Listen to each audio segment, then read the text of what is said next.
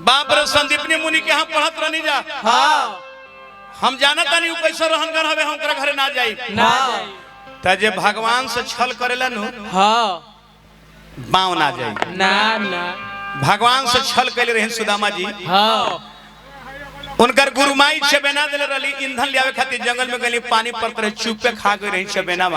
हाँ भगवान कहले कि सुदामा जी सुदामा जी तू चुपे खा गइलो हाँ। ई छबेना लेके हमर दुआरिया पे एक दिन आवे के पड़ी। अब देखी हाल का भइल रो रो के मेहरारू कहतरी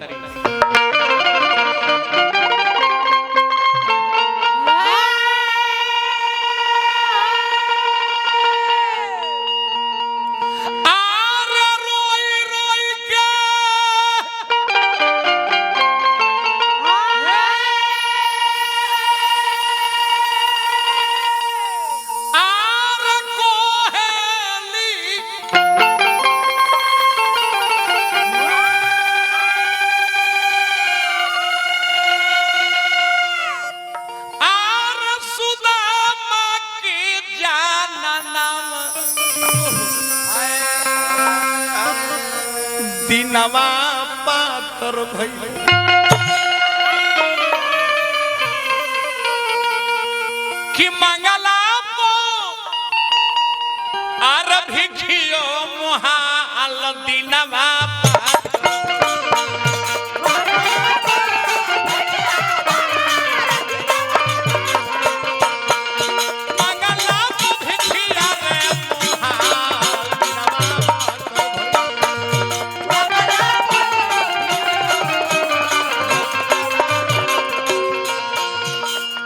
सुनले बन की द्वारिकाधीश और मित्र हवे दो चार दिन के कलेवा खर्ची ना दे तो जैती तो आखिर मित्र काहे के हवे रउआ के का बुझाता फुलौना बिके होता खिलौना बिके होता लइका हमरवा तरह से करे फाट जाता रोई रोई कोहेले सो तमका चल रवा दिलवा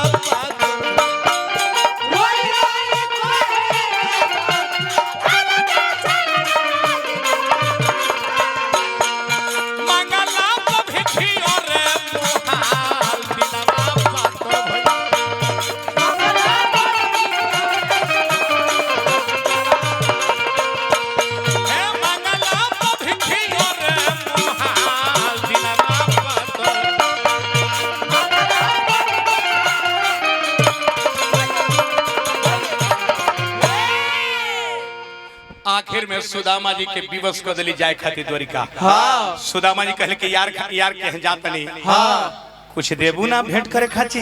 हाँ बेचारी भीख मंगली तभी खोसने अंधी आले हाँ आधा खुदी आधा धान मिलल हाँ ओकरे के भूंज के बेचारी चबेना बना के हाँ होटल गेठरी में गुठिया के सुदामा जी के दे दिले गोड़ में न जूता बा धोती न समूचा बा देह में मांस में न ठठरी लौकता। हाय हाय हाय सुदामा जी चल दिले द्वारिकाधीश के विदर्भ देश से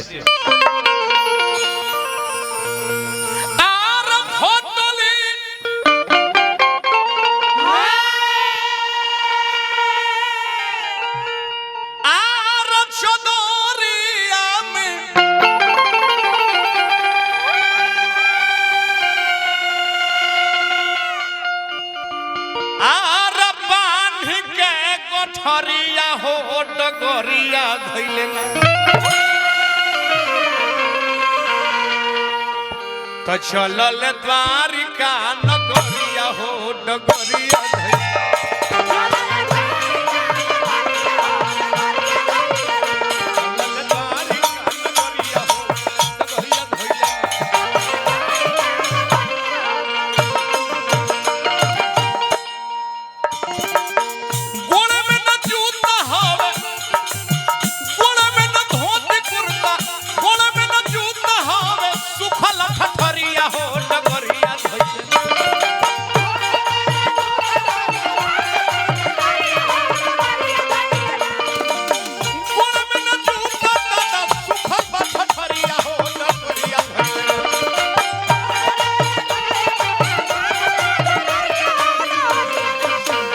चलल द्वारिका नगरिया हो डगरिया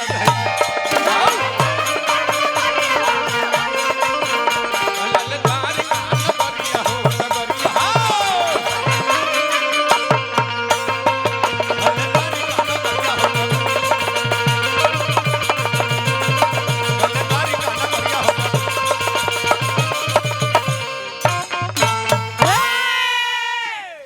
भूखले पियसले 3 दिन चलत चलत एगो जंगल में पेड़ तो बैठ गईले। हाँ द्वारिकाधीश देखत तनी कि यार हमर कहां ले आइल बनी। हाँ आंख मुंदले जब नींद टूटे तो देखत तर के एगो नगर में आइल बनी। हाँ अरे अरे एगो लड़का से पूछले बबुआ है बबुआ ई नगर कहले द्वारिका हो। द्वारिका में आ गई नी। द्वारिकाधीश के मकान कौन बा? कहाँ घर बा?